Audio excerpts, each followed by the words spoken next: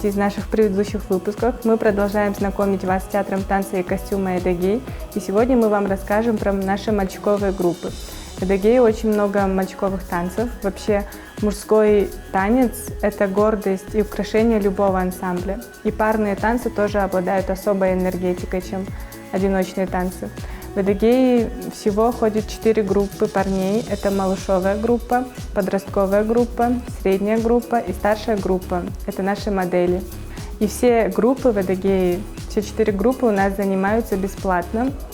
2 раза в неделю или в 3 раза в неделю. Это сделано для того, чтобы поддержать наших парней, потому что тувинские парни от природы очень пластичные, талантливые.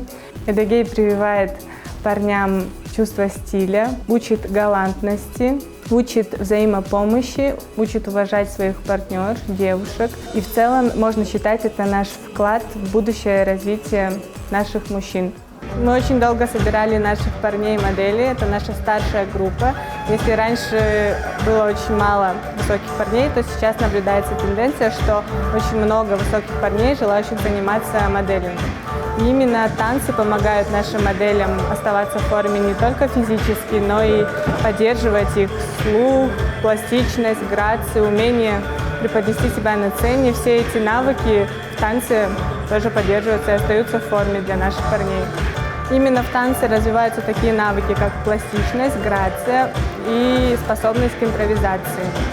И в целом парни, которые занимаются танцами, ведут себя более раскрепощенно и свободно среди своих сверстников. И это, конечно же, тоже помогает в моделинге, потому что все взаимосвязано, и они лучше управляют своим телом.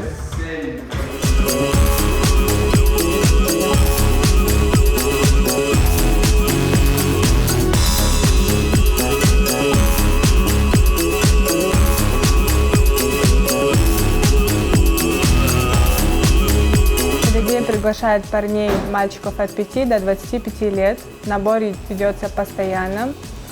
Особенно мы ждем танцующих парней, так как хотим восстановить наш сильный танцевальный состав. И в новом году у нас очень много интересных проектов и поездок, поэтому ждем всех. Особенно нам нужны модели, рост от 178. Можете подходить сразу в «Эдегей» и записаться. Выпуск подготовила Долгарма Ундар, театр танца и костюма «Эдегей».